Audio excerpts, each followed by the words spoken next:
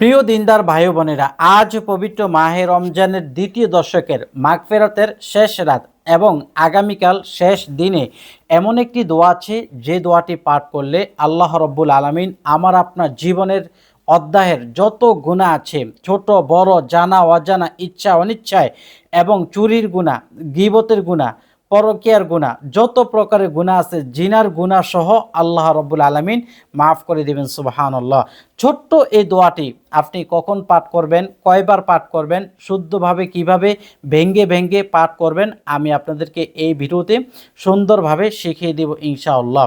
এই দোয়াটি যদি আপনি অন্তর থেকে, দিল থেকে খালেসভাবে অন্ততপক্ষে ৩ বার পাঠ করতে পারেন, তাহলে আল্লাহ রব্বুল আলামিন আপনার জীবনের অধ্যায়ের ছোট থেকে বড় গোপনীয় গুনাহ, ইচ্ছাকৃত যত গুনাহ করা হয়েছে, চুরির গুনাহ, তারপরে চোখের গুনাহ, মুখের গুনাহ, কানের গুনাহ, পায়ের গুনাহ, হাতের গুনাহ, যেগুলো পবিত্র কিয়ামতের দিন সাক্ষী দিবে। এই হাত সাক্ষী দিবে যে আল্লাহ আমাকে দ্বারা সে গুনাহ করছে। এই চক্ষু সাক্ষী দিবে যে আল্লাহ আমি এই চক্ষু দ্বারা সে গুনাহের কাজ দেখছে। এই জবান সাক্ষী দিবে আমাকে দ্বারা মিথ্যা কথা বলছে, আমাকে দ্বারা চুগলখুরি করছে, আমাকে দ্বারা গীবত গাইছে। এই কান সাক্ষী দিবে আমাকে দ্বারা মিথ্যা কথা শুনছে, আমাকে দ্বারা গান শুনছে, আমাকে দ্বারা ছবির কথা শুনছে, মানে সব কিছু সাক্ষী দিবে। আপনি যদি এই পবিত্র মাহে রমজানের দ্বিতীয় দশকের মাগফিরাতের শেষ রাতে বা দিনে এই দোয়াটি অজু সহকারে ৩ বার পাঠ করতে পারেন, বা অজু ছাড়াও পড়তে পারবেন, যদি আপনি মনোযোগের সাথে ৩ বার পাঠ করতে পারেন, আল্লাহ রব্বুল আলামিন আমার আপনার জীবনের অধ্যায়ের যত গুনাহ আছে সমস্ত গুনাহগুলো ধুয়ে মুছে নেককার, পবিত্র এবং মুত্তাকি বান্দার খাতায় আমার আপনার নামগুলো উঠে নেবেন। সুবহানাল্লাহ। সুতরাং দর্শক, এই দোয়াটি আপনি সম্পূর্ণ শুদ্ধভাবে শেখার জন্য পুরো ভিডিওটি না টেনে দেখার জন্য আমি অনুরোধ করব। দর্শক, পবিত্র মাহে রমজানের এই শেষ দ্বিতীয় দশকের যে মাগফিরাতের 10টা দিন আমাদের কাছ থেকে বিদায় নিচ্ছে, আমি আপনি যদি মাগফিরাত না পাই, ক্ষমা না পাই, তাহলে আল্লাহ নবী সাল্লাল্লাহু আলাইহি ওয়াসাল্লামের হাদিস থেকে বোঝা যায় আমি আপনি কপাল পোড়া। হাদিসটা আমি আপনাদেরকে শুনিয়েই তারপরে ইনশাআল্লাহ আমরা দোয়ার দিকে চলে যাব। আল্লাহ রাসূল সাল্লাল্লাহু আলাইহি ওয়াসাল্লামের হাদিস শরীফের সাদ হয়েছে, একদিন নবী করিম সাল্লাল্লাহু আলাইহি ওয়াসাল্লাম মসজিদের নববীর যেই মেম্বার আছে, মেম্বারের প্রথম সিঁড়িতে পা দিলেন। নবীজি সাল্লাল্লাহু আলাইহি ওয়াসাল্লাম বললেন আমিন। সাহাবায়ে কেরাম আশ্চর্য হয়ে গেলেন, নবীজি হঠাৎ করে কেন আমিন বললেন? আবার তিনি দ্বিতীয় সিঁড়িতে পা রেখে বললেন আমিন, তৃতীয় সিঁড়িতে পা রেখে বললেন আমিন। সাহাবায়ে কেরাম জিজ্ঞাসা করলেন, ইয়া রাসূলুল্লাহ সাল্লাল্লাহু আলাইহি ওয়াসাল্লাম, আপনি প্রথম সিঁড়িতে পা রেখে আমিন বললেন, দ্বিতীয় সিঁড়িতে পা রেখে আমিন বললেন, ইয়া রাসূলুল্লাহ আপনি কেন আমিন বললেন? নবীজি সাল্লাল্লাহু আলাইহি ওয়াসাল্লাম ডাক দিয়ে বললেন, হে সাহাবায়ে কেরাম শোনো, আমি যখন মসজিদে নববীর প্রথম সিঁড়িতে পা দিলাম, তখন জিবরাইল আমিন একটি বদদোয়া করলেন, ওই ব্যক্তি ধ্বংস হয়ে যাক যে ব্যক্তি নাকি আপনার নবীর কথা শোনার পরও আপনার নবীর উপরে দুরূদ শরীফ পাঠ করে নাই। নবীজি সাল্লাল্লাহু আলাইহি ওয়াসাল্লাম বললেন, তখন আমি বললাম আমিন। তার মাঝে বোঝা গেল জিবরাইল আমিন বদদোয়া করলেন, নবীজি আমিন বললেন, সেই বদদোয়া কবুল হয়ে গেছে। আমি আপনি যদি নবীজির নাম শোনার পরেও সাল্লাল্লাহু আলাইহি ওয়াসাল্লাম পাঠ না করি, তাহলে আমার আপনার কপালটা পোড়া কপাল হয়ে যাবে। নাউজুবিল্লাহ। যখনই আমরা নবী করিম সাল্লাল্লাহু আলাইহি ওয়াসাল্লামের নাম শুনব, তখনই আমরা সাল্লাল্লাহু আলাইহি ওয়াসাল্লাম পাঠ করব। নবীজি সাল্লাল্লাহু আলাইহি ওয়াসাল্লাম বললেন, হে সাহাবায়ে কেরাম, আমি যখন দ্বিতীয় সিঁড়িতে পা রাখি, তখন জিবরাইল আমিন এই বদদোয়া করলেন, ওই ব্যক্তির ধ্বংস হোক যে ব্যক্তি নাকি মাহে রমজান পাইল, নিজের জীবনের নিজের জিন্দেগির গুনাহগুলো মাফ করাইতে পারল না। প্রিয় দিনদার ভাই বোনেরা, এই পবিত্র মাহে রমজানের দ্বিতীয় দশকের 10 দিন হলো মাগফিরাতের 10 দিন। এই 10 দিনে যদি আপনি মাফ করতে না পারেন নিজের গুনাহগুলো, আল্লাহর মাফকারী বান্দাদের খাতায় যদি নাম উঠাইতে না পারেন, তাহলে আপনার মতো আমার মতো পরা কপাল কেউ নাই।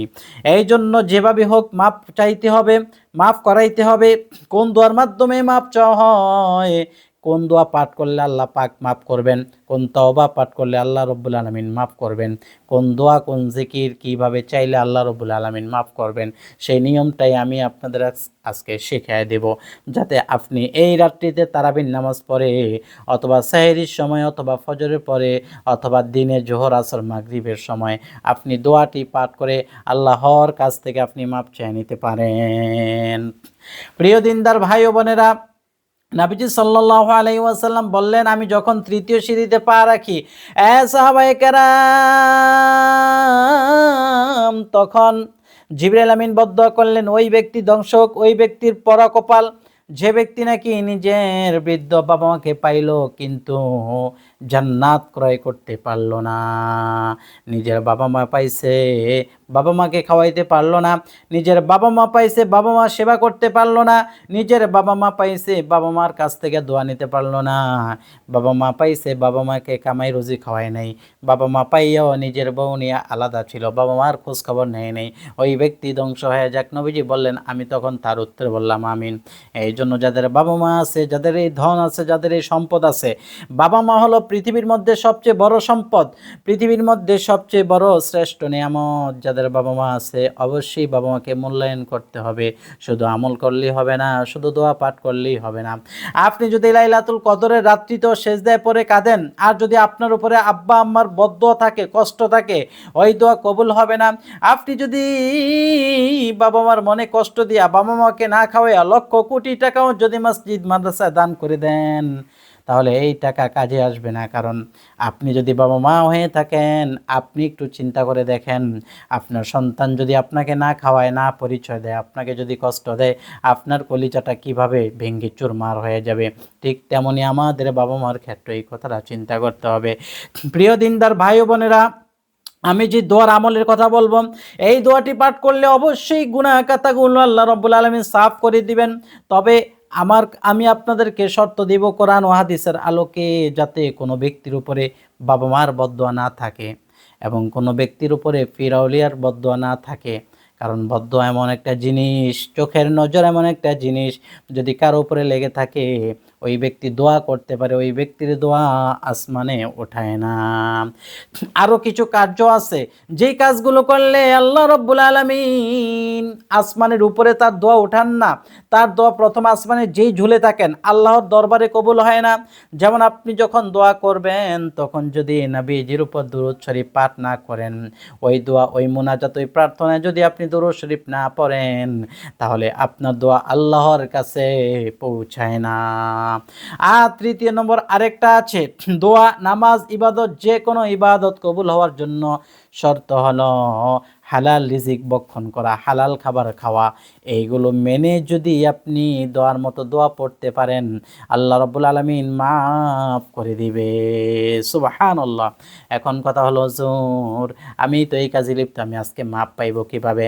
হ্যাঁ, আপনি যদি এই তিনটা কাজই ব্যর্থ হয়ে থাকেন, বাবা মা যদি আপনার উপর অসন্তুষ্ট হয়ে থাকে, আর আপনি যদি সুদ ঘুষে লেগে থাকেন বা হারাম খানা ভক্ষণ করে থাকেন, আজকে এই দোয়া পাঠ করে ক্ষমা চাইবেন, আল্লাহ আমি আর জীবনে এই সমস্ত কাজে যাইব না, আপনি আমারে মাফ করিয়া দেন, আপনি আমার আব্বা আম্মার সাথে সম্পর্ক ভালো করে দেন। অপরদিকে নিয়ত করতে হবে আপনি এবার সম্পর্ক ভালো করবেন। আর আপনি হালাল খাবার যদি ভক্ষণ না করে থাকেন, নিয়ত করবেন আজকের থেকে আমি হালাল খাবার খাইব। এইভাবে নিয়ত করে আপনি দোয়াটি পাঠ করবেন, ইনশাআল্লাহুল আজিজ আল্লাহ রাব্বুল আলামিন মাহে রমজানের দ্বিতীয় দশকের মাগফিরাতের শেষ দিনে বা শেষে রাতে আপনার দোয়াগুলো ফেরাইয়া দিবে না। সুবহানাল্লাহ। এমনিতে পবিত্র মাহে রমজান বরকতের মাস, 12টা মাসের ভিতরে আল্লাহ রাব্বুল আলামিন এই রমজান মাসকে মহামান্বিত করেছেন। এই মহামান্বিত মাসকে আল্লাহ রাব্বুল আলামিন পবিত্র কোরআন কারিমে বলেছেন, ইন্না আনজালনাহু ফি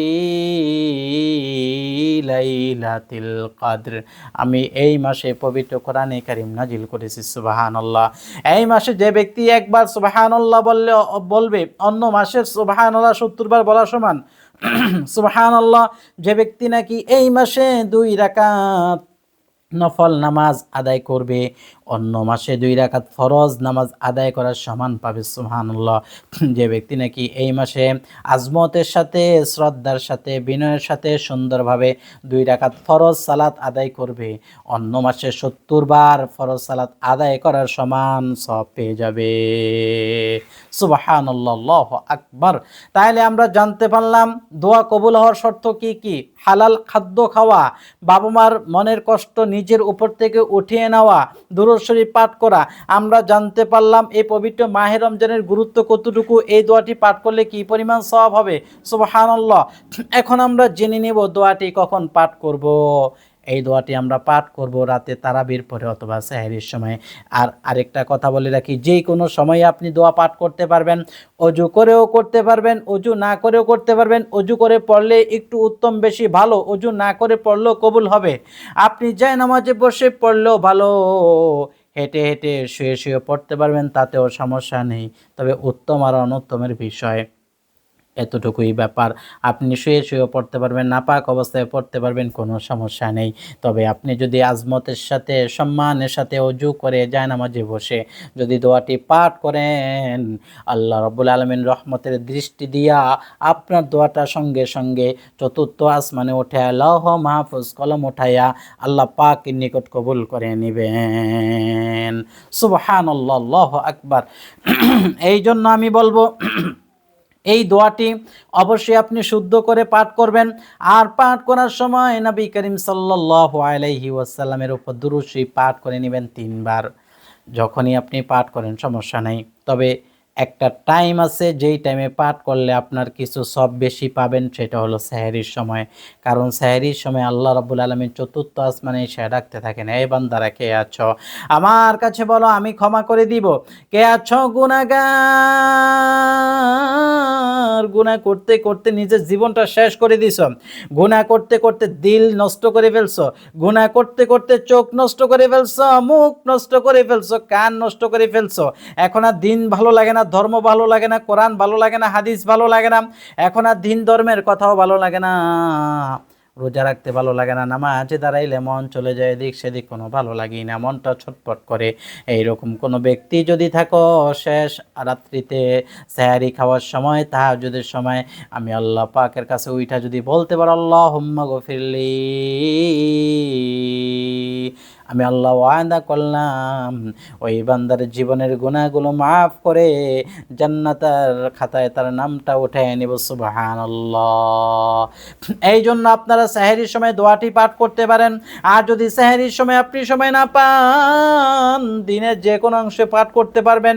ফজরের পরে, জোহরের পরে, আসরের পরে পাঠ করতে পারবেন, কোনো সমস্যা নেই। দোয়াটি পাঠ করে আল্লাহর কাছে আপনি চাইবেন, আল্লাহ আপনি আমারে মাফ করেন, আল্লাহ আপনি আমার হাতের গুনাহগুলো মাফ করে দেন। হাত দ্বারা অনেক গুনাহ করছি, এই চক্ষু দ্বারা আমি জিনার কাজ করছি, আমি জিনার বস্তু দেখছি, যেই জিনিসের দিকে তাকাইলে জিনার গুনাহ হয়, ওই বস্তুর দিকে, ওই মানুষের দিকে আমি চক্ষু দ্বারা তাকাইছি। এই জন্য আপনি দোয়াটি বেছে নেবেন উপযুক্ত সময়। উপযুক্ত সময় না পারলে যে কোনো সময় পাঠ করবেন। পাঠ করার সময় 3 বার পড়বেন। দোয়াটি পড়ার আগে 3 বার দুরূদ শরীফ, পরে 3 বার দুরূদ শরীফ পাঠ করবেন। আর যদি পারেন ইস্তিগফার পাঠ করে নেবেন। ইস্তিগফার পাঠ করলে সঙ্গে সঙ্গে আল্লাহ রাব্বুল আলামিন আপনার উপরে খুশি হয়ে যাবে। সুবহানাল্লাহ। অনেক সময় আছে মালিকের মন একটু বেজার থাকে কর্মীর উপরে। কর্মী যদি কোনো খারাপ কাজ করে, অশ্লীল কাজ করে, মালিকের কথা না মানে, তাহলে ওই কর্মীর উপরে মালিক একটু বেজার থাকে, একটু রাগ থাকে, একটু অভিমান থাকে। ঠিক আল্লাহ রাব্বুল আলামিনের বান্দা আমরা, বান্দি আপনারা যারা আছি, আমরা বান্দা বান্দিরা, আমরা যদি গুনাহের কাজ করি, আল্লাহ পাক আমাদের উপরে রাগ আছে, এটাই স্বাভাবিক। এই রাগ দূর করার জন্য ইস্তিগফারের আমল। নবী করিম সাল্লাল্লাহু আলাইহি ওয়াসাল্লাম বলছেন, যে ব্যক্তি ইস্তিগফার পাঠ করবে ওই ব্যক্তির উপরে আল্লাহ পাক অনেক খুশি হয়ে যান। কেমন খুশি হন, কেমন খুশি হন, কেমন খুশি হন, আল্লাহ রাব্বুল আলামিন কেমন ধরনের খুশি হয়ে যান সেটাও আবার বলছেন। একজন ব্যক্তি যদি কোটি টাকা হারায়াও যদি আল্লাহ পাকের নিকট চায়, আল্লাহ পাকের নিকট যদি কোটি টাকা হারায়া যদি সে কান্না করে, এরপরে যদি এটা পুনরায় ফিরে পায়, ওই ব্যক্তি যেমন নাকি খুশি হয়ে যাবে। কোনো বান্দা যদি আল্লাহর কাছে ইস্তিগফার করে, তাহলে সঙ্গে সঙ্গে আল্লাহ রাব্বুল আলামিন ওই বান্দার উপরে খুশি হয়ে যান। সুবহান সুবহানাল্লাহ, আল্লাহু আকবার কাবীরা। এই জন্য আমরা পাঠ করব, আল্লাহ রাব্বুল আলামিনের কাছে আমরা দোয়া করব, আমরা পাঠ করব। এই দোয়াটি আমি এখন ৩ বার পাঠ করব। আউযু বিল্লাহি মিনাশ শাইতানির রাজিম। বিসমিল্লাহির রাহমানির রহিম। যদি আপনারা দোয়াটা পাঠ করতে না পারেন, আমি আপনাদেরকে পড়ায় দিব, আপনারা আমার জবানের সাথে পড়তে পারবেন। আল্লাহুম্মা গফিরলি যামবি কুল্লাহু দিক্কাহু আজিল্লাহু ওয়া আউওয়ালাহু ওয়া আখিরাহু ওয়া আলানিয়াতাহু অসিররাহু। এই দোয়াটি বাংলা উচ্চারণ সহ আমি আপনাদেরকে ভিডিওর শেষে স্ক্রিনে দেখাই দিব। তবে আমার জবানের সাথে আপনাদেরকে শুদ্ধ করে নিতে হবে। আপনারা আমার সাথে পাঠ করে শুদ্ধ করে নেবেন। বলেন সবাই, আল্লাহুম্মা গফিরলি যামবি কুল্লাহু দিক্কাহু আজিল্লাহু ওয়া আউওয়ালাহু ওয়া আখিরাহু ওয়া আলানিয়াতাহু ওয়া সিররাহু। কি সুন্দর দোয়া, কি চমৎকার অর্থ, সুবহানাল্লাহ। আল্লাহুম্মা গফিরলি, আয় আল্লাহ আপনি আমারে মাফ করে দেন, যামবি আমার গুনাহসমূহ, দিক্কাহু কুল্লাহু দিক্কাহু আমার জীবনের সমস্ত গুনাহগুলো মাফ করে দেন, দিক্কাহু ওয়াজিল্লাহু ছোট বড়, ছোট ছোট যত গুনাহ আছে মাফ করে দেন, বড় বড় যত গুনাহ আছে মাফ করে দেন। আউওয়ালাহু আমার পূর্বের গুনাহ, শুরুর গুনাহ, আগের গুনাহ মাফ করে দেন। ও আখিরাহু এবং পরের গুনাহ, সামনের গুনাহ যা হবে, আল্লাহু আকবার, আপনি মাফ করে দেন। ওয়া আলানিয়াতাহু আমি দিনের আলোতে যা গুনাহ করছি, রাতের অন্ধকারে যা গুনাহ করছি, প্রকাশ্যে মানুষের সামনে, হাঁটতে উঠতে বসতে চলতে ফিরতে যত প্রকারের গুনাহ করছি, আপনি আমার মাফ করে দেন, সুবহানাল্লাহ। আসিররাহু আর আমি যত গোপনে গুনাহ করছি, ঘরের দরজা বন্ধ করে, মোবাইল দেখে দেখে, জানালা কপাট বন্ধ করে আমি যত গুনাহ করছি গোপনে গোপনে, আল্লাহ গোপনে গোপনে যত চুরি করছি, গোপনে গোপনে যত মিথ্যা কথা বলছি, গোপনে গোপনে মানুষের হক মেরে দিছি, মানুষের কথা মানুষের সাথে লাগায়া সম্পর্ক নষ্ট করে দিয়েছি, আয়া রব্বে কারীম যত প্রকারের গোপনীয় গুনাহ আছে, সমস্ত গুনাহগুলো আপনি মাফ করিয়ে দেন, সুবহানাল্লাহ। মনে থাকবে নি দোয়ার অর্থটা, আল্লাহুম্মা গফিরলি যামবি দিক্কাহু ওয়াজিল্লাহু, আল্লাহুম্মা গফিরলি যামবি কুল্লাহু দিক্কাহু ওয়াজিল্লাহু ওয়া আউওয়ালাহু ওয়া আখিরাহু ওয়া আলানিয়াতাহু ওয়া সিররাহু। আয় রব্বে কারীম আমার জীবনের ছোট বড়, আগের পরের এবং জানা অজানা, দিনের আলোতে রাতের অন্ধকারে, মানুষের সামনে প্রকাশ্যে এবং গোপনে যত প্রকারের গুনাহ করছি, আপনি আমার জীবনের গুনাহগুলো মাফ করে দেন, সুবহানাল্লাহ। এই দোয়াটি পাঠ করার পরে আবার ৩ বার আপনি ইস্তিগফার দরুদ শরীফ পাঠ করবেন। পাঠ করার পর আপনি মুনাজাত দিবেন। মুনাজাত কিভাবে দিবেন সেই নিয়মটা দেখায় দেই। অনেকেই আছে এই দোয়া পাঠ করে মুনাজাত দিতে পারি না। মুনাজাতটা হলো আসল, কারণ আপনি একটা খাবার তৈরি করছেন, সেটা মানুষের কাছে সুন্দরভাবে উপস্থাপন করতে পারে, এটাই হলো আসল। আপনি সুন্দরভাবে একটা তরকারি পাক করছেন, এটা সুন্দর একটা পেয়ালায় সুন্দরভাবে দিলে খাইতে একটা ভক্তি লাগে। আর যদি খারাপ একটা পেয়ালায় দেন, খাওয়া যায় কিন্তু ভক্তি লাগে না। ঠিক এই রকম আপনি একটা আমল করছেন, আল্লাহর কাছে পেশ করবেন সুন্দরভাবে মুনাজাতের মাধ্যমে প্রার্থনা করে। এটা যদি সুন্দর হয়, আপনার সব সুন্দর হবে, সুবহানাল্লাহ। অনেকে আছে আল্লাহুম্মা আমিন বলে, মুনাজাত দেয়, কি বলি না বলি কিছুই জানি না। মুনাজাত দেওয়ার শুরুতে হামদ সানা পাঠ করে সুন্দর নিয়মে মুনাজাত দিতে হবে। আমি আপনাদেরকে দেখায় দেই যে নিয়মটা, এই নিয়মে আপনি মুনাজাত দিবেন। সবাই আমার সাথে মুনাজাতটি দিতে পারেন। আলহামদুলিল্লাহি রাব্বিল আলামিন, আসসালাতু ওয়াসসালামু আলা সাইয়্যিদিল মুরসালিন ওয়া আলা আলিহি ওয়া আসহাবিহি আজমাইন। রব্বে কারীম রমজানের দ্বিতীয় দশকে মাগফিরাতের শেষ রাতে, আল্লাহ শেষ দিনে আপনার কাছে প্রার্থনা করলাম, দয়া করে আমার জীবনের গুনাহগুলো মাফ করিয়া দেন। আয় আল্লাহ, মাগফিরাতে 10 দিন চলে যাচ্ছে, আমি কি মাগফিরাত পাইছি কিনা জানি না। রব্বি কারীম, আপনি আমারে মাগফিরাত দান করেন, ক্ষমা দান করেন। আল্লাহ, আমি যদি মাগফিরাত না পাই আমার উপায় নাই। আল্লাহ, আমি তো মাপ পাইব না, আমি তো শেষ হয়ে যাব, সারখার হয়ে যাব। আল্লাহ, আপনি দয়া করে আমার গুনাহগুলো মাফ করিয়া দেন। আল্লাহ, আমার মনের আশা পূরণ করেন, জান মাল ইমান ইজ্জতকে হেফাজত করেন, এলেমে আমলে আদবে ইখলাসে রিজিকের মধ্যে বরকত দান করেন, সমস্ত গুনাহ থেকে হেফাজত করেন, মনের চাহিদাগুলো পূরণ করেন। আল্লাহ, মাহে রমজানের রোজাগুলো কবুল করেন। আল্লাহ, আল্লাহ, আমার জীবনের হাতের গুনাহ, চোখের গুনাহ, পায়ের গুনাহ, মুখের গুনাহ, কানের গুনাহ, সমস্ত গুনাহ খাতাগুলো মাফ করে দেন। এইভাবে বলে যা যা চাওয়ার, যা যা বলার সব কিছু বলে মুনাজাতটি শেষ করবেন এই দোয়া পাঠ করে, সুবহানা রাব্বিকা রব্বিল ইজ্জাতি আম্মা ইয়াসিফুন ওয়া সালামুন আলাল মুরসালিন ওয়ালহামদুলিল্লাহি রাব্বিল আলামিন। আলহামদুলিল্লাহ। দর্শক, যদি ভালো লাগে লাইক দিয়ে শেয়ার করবেন, আমল টিভি চ্যানেল সাবস্ক্রাইব করে পাশে থাকা বেল আইকন বাজিয়ে রাখবেন। আসসালামু আলাইকুম ওয়া রাহমাতুল্লাহ।